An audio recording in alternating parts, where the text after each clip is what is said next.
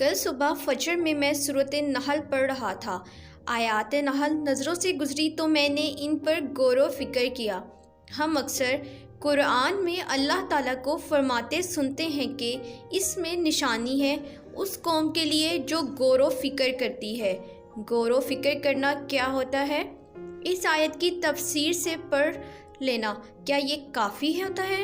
میرے خیال میں نہیں۔ ذرا رک کر سانس لی۔ غور و فکر کہتے ہیں تفتیش کو، جیسے انگریزی فلموں میں سراغ رساں حضرات چھوٹے چھوٹے کلیو کا تعاقب کرتے ہوئے مجرم تک پہنچتے ہیں۔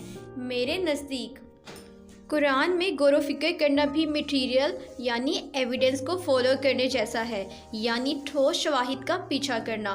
ٹھوس شواہد ہیں ہر وہ چیز آتی ہے جو ٹھوس ہو، جسے آپ چھو سکتے ہوں، جیسے ایمان، کفر، شرک، روزہ، نماز۔ یہ ٹھوس چیزیں نہیں ہیں، مگر سمندر، پانی، جانور، شہد، یہ ٹھوس چیزیں ہیں۔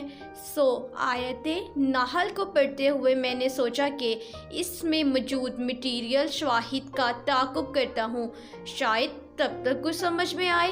وہ سانس لینے کو زہرا اور منہ بالکل سانس روکے اسے سن رہی تھی۔ اس میں مٹیریل چیز شہد تھی۔ میں چند جگہوں پر گیا خالص شہد کے لیے، مگر پھر ایک دن مجھے اندازہ ہوا کہ لفظ شہد تو آیت ہے، لکھا ہی نہیں ہے۔ یہ آیت اصل تو نہیں، یہ آیت نحل تھی، موضوع نحل ہے، سارا مسئلہ حل کا ہے۔ تب مجھے ایک بہت دلچسپ بات معلوم ہوئی، مگر اس کے لیے ہمیں پچھلی 3 آیات کو مل کر پڑھنا ہوگا۔ اب اس نے میز پر رکھا قرآن کھولا اور اس میں دیکھ کر بتانے لگا۔ ان 4 آیات میں اللہ تعالیٰ نے 4 قسم کے ڈرنکس کا ذکر کیا ہے۔ ایک ایک کر کے سب کو دیکھتے ہیں۔ میں اعوذ باللہ من الشیطان الرجیم پڑھ کر آیت پڑھنے لگا، اور اللہ نے اتارا آسمان سے پانی، پھر زندہ کر دیا اس سے زمین کو اس کی موت کے بعد۔ بے شک اس میں البتہ ایک نشانی ہے ان لوگوں کے لیے جو غور سے سنتے ہیں۔ چہرہ اٹھایا اور اپنی ازلی معصوم مگر پیاری مسکراہٹ کے ساتھ کہنے لگا، اب بظاہر یہ زمینداروں اور کسانوں سے متعلق آیت لگتی ہے کہ کیسے بارش کے بعد بنجر زمین زرخیز ہو جاتی ہے، مگر جو لوگ سنتے ہیں، یعنی جو لوگ قرآن کو غور سے سنا کرتے ہیں، ان کو معلوم ہے کہ اللہ تعالیٰ قرآن میں عموماً جب آسمان سے نازل شدہ پانی کا ذکر کرتے ہیں تو اس سے مراد وحی ہوتی ہے، وحی الہی۔ قدرے توقف سے کہنے لگا، وحی 3 طرح کی ہوتی ہیں، ایک تو قرآن الہامی کتاب کی صورت میں، اور ایک جو اللہ بندے سے مخاطب ہوتے ہیں، دوسرا یہ کہ اللہ پردے کے پیچھے سے خود بندے سے مخاطب ہوں، جیسے حضرت موسیٰ علیہ السلام سے کوہ طور پر ہوتے تھے، یا نبی کریم صلی اللہ علیہ وآلہ وسلم سے معراج کے موقع پر ہوئے تھے۔ تیسری قسم یہ ہے کہ اللہ اپنے فرشتوں کو انسان کے پاس کوئی پیغام دے کر بھیجے۔ اس تیسری وحی کی 2 قسمیں ہیں، ایک تو جو انبیاء کے پاس جبرائیل علیہ السلام کے ذریعے اتارا کرتی تھی، اور دوسری الہام یعنی دل میں خیال کا ڈالے جانا۔ یہ ہر انسان کو ہوتا ہے، مگر یاد رکھیے الہام شیطانی بھی ہو سکتا ہے اور فرشتے کے ذریعے بھی ہو سکتا ہے۔ اس کو جج آپ شریعت کے اصولوں پر ہی کریں گے۔ یہی الہام موسیٰ علیہ السلام کی والدہ کو ہوا تھا، جس کی بنا پر انہوں نے اپنا بچہ نیل میں اتارا تھا، اور یہی شہد کی مکھی کو ہوا تھا، یعنی ان کے دل میں خیال ڈالا گیا تھا۔ چند لمحے کے لیے رک کر قرآن کو دیکھا تو ان 5 آیات میں پہلی قسم کی ڈرنک پانی ہے، وحی الہی جو آسمان سے اترتی ہے اور مردہ دلوں کو زندہ کر دیتی ہے۔ کوئی بھی چیز دل کو ایسے زندہ نہیں کرتی جیسے قرآن کرتا ہے، اور کوئی بھی چیز ایسے دل کو مردہ نہیں کرتی جیسے اونچے قہقہے کرتے ہیں۔ پھر صفحہ پلٹایا، اگلی آیت دیکھتے ہیں۔ پہلے عربی پڑھی، پھر اردو میں بتانے لگا، اور بے شک تمہارے لیے مویشی جانوروں میں ایک سبق ہے، ہم تمہیں ان کے پیٹھوں میں گوبر اور خون کے درمیان سے خالص دودھ پلاتے ہیں، خوشگوار رہے وہ پینے والوں کے لیے۔ سعدی نے چہرہ اٹھایا۔ بارش وہ چیز ہے جو فصل پر ہو یا دل پر، اس کا فائدہ ہی فائدہ ہوتا ہے۔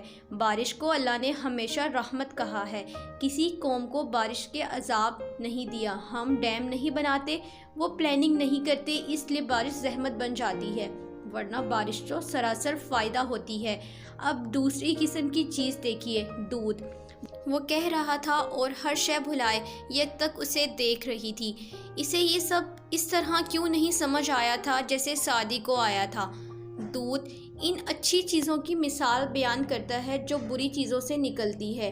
خون اور گوبر کے درمیان سے خالص اور پاک دودھ کا نکلنا ہمیں یہ بتاتا ہے کہ برے سے برے حالات میں بھی ہم اپنے خلوص اور پاکیزہ نیت سے راستے نکال سکتے ہیں، اور ہم چاہیں تو آپ کو معلوم ہوگا وہ واقعہ کہ حضرت محمد صلی اللہ علیہ وآلہ وسلم کو 3 پیالوں میں سے دودھ کا انتخاب فرمایا تھا، کیونکہ دودھ عین فطرت ہے۔ تو فطرت میں کوئی اچھی چیز یا بری نہیں ہوتی، آپ گندگی میں سے بھی اچھی چیز نکال سکتے ہیں۔ تو اب ہم بات کرتے ہیں تیسرے ڈرنک کی، اور اچھا رزق بے شک اس میں ایک نشانی ہے اس قوم کے لیے جو عقل رکھتی ہے۔ تو میرے عقل والے دوستو، تیسرا مشروب یعنی شراب ہے، جو پاکیزہ پھلوں سے، کھجور جیسے شجر طیبہ سے بھی بری چیز بن سکتی ہے۔ یہ سب آپ کے اوپر ہے، آپ اپنی چیز سے بھی بری بنا سکتے ہیں اور بری سے بھی اچھی نکال سکتے ہیں، اس لیے چیزوں کو درست استعمال کریں۔ کمپیوٹر سے کام اچھے بھی کیا جاتا ہے، جو نہیں دیکھنا چاہیے اور نہ دیکھا کریں، اور اس کی اجازت نہیں ہے یہ بھی نہ کیا کریں۔ آپ کوئی ناول پڑھ رہے ہیں مگر پیرنٹس نے اجازت نہیں دی ناولز پڑھنے کی، تو اسے پڑھ کر آپ پیرنٹس کے ساتھ خیانت کر رہے ہیں۔ ان کو کنونس کریں مگر چھپ کر مت پڑھیے، یہ غلط ہے۔ پھر اگلی آیت کی طرف متوجہ ہوا، اور وہی کی تمہارے رب نے شہد کی مکھی کی طرف کہ بنا لے اپنا گھر پہاڑوں پر اور درختوں میں، اور اس میں موجود وہ چڑھاتے ہیں اونچی چھتیں، پھر کھا ہر قسم کے پھولوں میں سے، پھر چلتی رہ اپنے رب کی آسان راستوں پر۔ نکلتا ہے ان شہد کی مکھیوں کے پیٹھوں سے شربت، مختلف ہے رنگ اس کے، شفا ہے اس میں لوگوں کے لیے، البتہ یقیناً اس میں ایک نشانی ہے ان لوگوں کے لیے جو غور و فکر کرتے ہیں۔ سعدی چہرہ اٹھا کر واپس کیمرے میں دیکھنے لگا۔ بظاہر یہ ایک بہت سادہ سی آیت ہے، اس میں چوتھے مشروب کا ذکر ہے، شہد، جس کے پینے میں شفا ہے۔ میری ٹیچر کہتی تھی کہ رسول اللہ صلی اللہ علیہ وآلہ وسلم نے شہد کے پینے میں شفا کا ذکر کیا ہے۔ ویسے شہد پینے اور شہد کھانے میں بہت فرق ہوتا ہے، کبھی آزما کر دیکھیے گا۔ ذرا رک کر گہری سانس لی۔ حنین بے قراری سے اس کو دیکھتی کہ اس کے الفاظ اگلے کے منتظر تھی۔ اس آیت میں یہ بتایا گیا ہے کہ اللہ تعالیٰ نے شہد کی مکھی کے دل میں خیال ڈالا کہ وہ آبادیوں سے دور اونچی محفوظ جگہ پر اپنے گھر بنائے، پھلوں میں سے کھائے اور آسان راستوں پر چلے، پھر جو اس کے پیٹ سے نکلے گا شہد اور اس کی دوسری رطوبت بھی وہ شفا بخش ہوتی ہے۔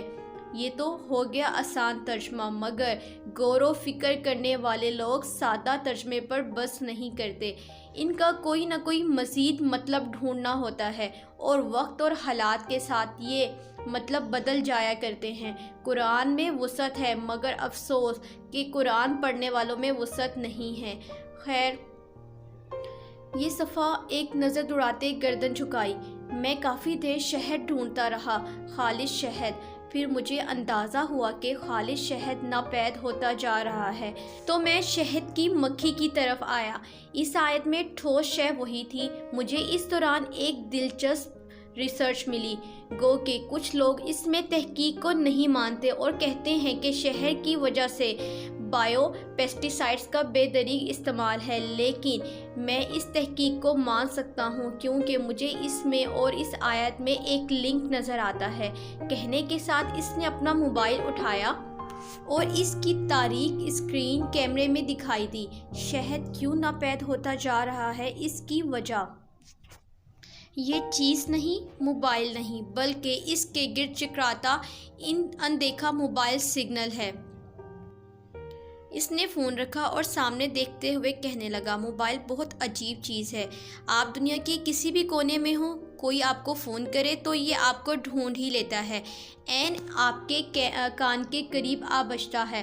آپ سب کو معلوم ہے کہ جگہ جگہ اونچے ٹاور لگے ہوتے ہیں جن سے جڑا ان نادیدہ لہروں کا جال پوری دنیا میں بچھا ہے، یہاں تک کہ دنیا انہی کے جال میں پھنسی ہوئی ہے۔ مگر یہ بات بری نہیں ہے، سیل فون ایک ضرورت ہے، ٹیکنالوجی ہے، سب کے پاس ہوتا ہی ہے۔ لیکن حنین کی آنکھیں یکدم بھیگنے لگیں۔ اس کو یاد تھا کہ وہ آگے کیا کہے گا، مگر وہ اسے ایسے سنے گی اس نے کبھی نہیں سوچا تھا۔ لیکن ہوائیوں کی شہد کی مکھی اللہ کے حکم پر دور پہاڑوں درختوں میں اپنا گھر بنا لیتی ہے۔ وہ سارا دن باہر پھرتی ہے، ہر پھل پھول پر بیٹھتی ہے، اس کا رس لیتی ہے اور پھر واپس اپنے گھر جاتی ہے اور وہیں رک جاتی ہے، کیونکہ جب بچپن میں آپ نے یہ عمل پڑھا تھا تب شہد کی مکھیاں گھروں کو لوٹتی تھیں، مگر آج ایسا نہیں ہوتا۔ وجہ ہے، یہ موبائل کی طرف اشارہ کیا۔ جب مکھی گھر سے نکلتی ہے تو اس کو اپنا گھر کا راستہ مقناطیسی لہروں کی مدد سے یاد رہتا ہے۔ وہ پھل پھول پر بیٹھتی ہے اور رس لے کر واپس گھر کی طرف اڑتی ہے، لیکن درمیان میں موبائل سگنلز کی لہروں کا جال بچھا ہوتا ہے۔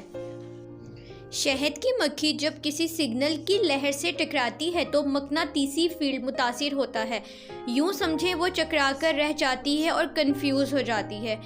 اس فکر سے وہ سمت کا تعین بھی بھول جاتی ہے اور ساتھ ہی اپنے گھر کا راستہ بھی بھول جاتی ہے، اور پھر وہ ماری ماری ایک جگہ سے دوسری جگہ اٹھتی ہے اور یوں ہی بھٹک بھٹک کر مر جاتی ہے۔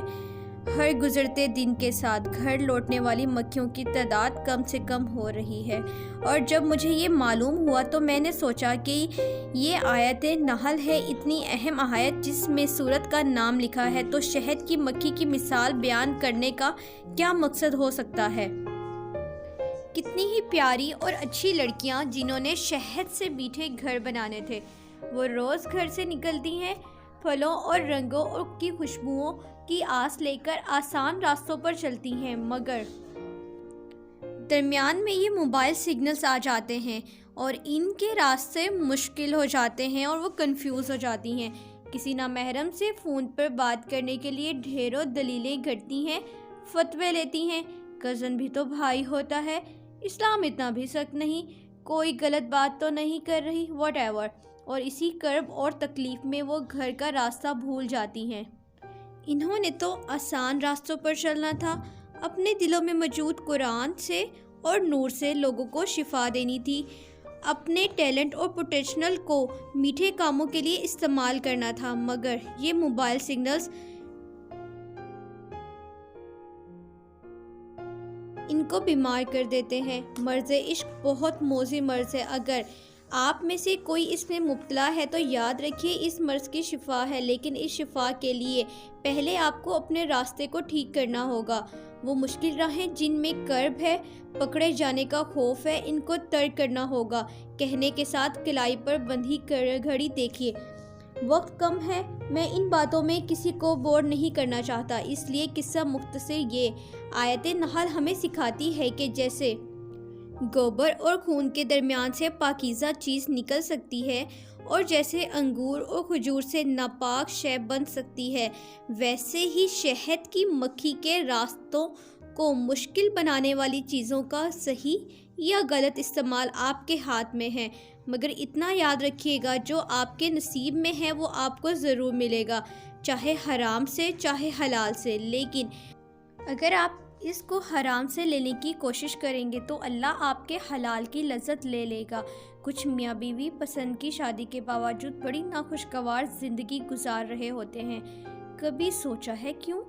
کیونکہ وہ شادی سے پہلے سب حرام سے لے چکے ہوتے ہیں جو بعد میں ان کو مل ہی جانا تھا، اس لیے ان کے حلال کی مٹھاس ختم ہو جاتی ہے۔ آپ کسی کے ساتھ بھلے اپنے منگیتر کے ساتھ ہی سیل فون پر رابطے پر ہیں تو اتنا یاد رکھیے کہ محرم اور نامحرم کے قوانین آپ کی دلیلوں اور حلیوں اور بہانوں سے بدل نہیں جائیں گے۔ جو غلط ہے وہ غلط ہے، آپ جتنا حرام میں گئے اتنا اپنے حلال کو کھوتے رہے۔ ایک ثانیے کو رک کر اس نے طویل سانس بھری۔ لیکن اس کے برعکس اگر آپ حرام چھوڑ دیں، جس چیز سے منع کیا جا رہا ہے، اس کو اللہ کی خاطر ترک کر دیں، تو اللہ وہی چیز کچھ ہی عرصے میں آپ کے حلال بنا کر دے دے گا۔ یہ میں نہیں کہہ رہا، یہ امام ابن قیم نے 700 برس پہلے کہا تھا۔ آپ جانتے ہیں اللہ کسی کا کچھ نہیں رکھتا، وہ بہت غیرت والا ہے۔ آپ جو بھی اس کی راہ میں صدقہ کریں یا قربانی، تو وہ اس کو کئی گنا برکت دے کر آپ کو لٹا ہی دیتا ہے۔ اس لیے دوبارہ گھڑی دیکھی، حرام کو چھوڑ دیں، اسے یقین کے ساتھ کہ اللہ اس کے حلال بنا کر آپ کو لٹا دے گا۔ میرا وقت ختم ہوا۔ امید ہے کہ آج کی آیات میں آپ نے بہت کچھ سیکھا ہوگا۔